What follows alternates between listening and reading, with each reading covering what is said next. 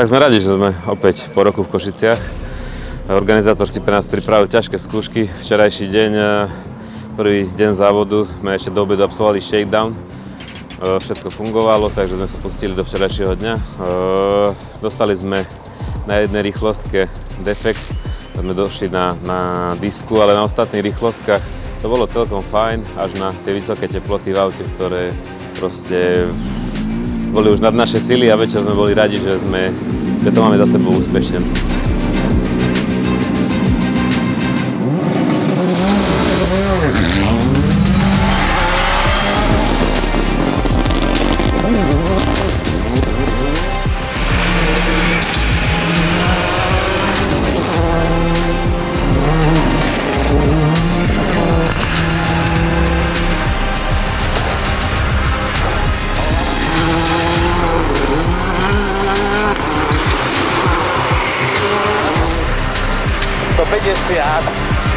Prsta prava.